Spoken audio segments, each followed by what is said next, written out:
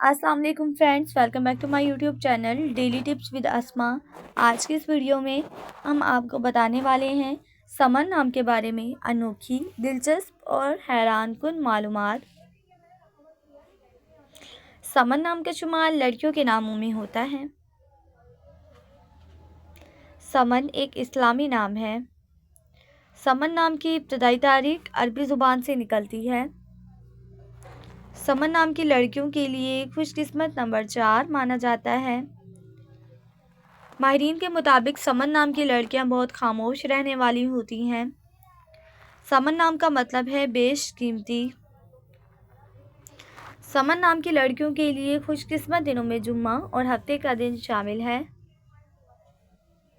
समन नाम के अफराद के लिए मुवाफिक रंगों में काला, नीला और बनफशी रंग शामिल है। समन नाम के अफराद के लिए मुवाफिक पत्थरों में नीलम पत्थर शामिल है। खुशकिस्मती वाली धातों में हिंसों के हिसाब से तांबा शामिल है। फ्रेंड्स, अगर आप अपने नाम का मतलब जानना चाहते हैं तो कमेंट बॉक्स में अपना नाम लिखें। इंशाल्लाह हम आपके नाम की वीडियो ज़रूर बनाएंगे। Thanks for watching. अल्लाह हाफिज़।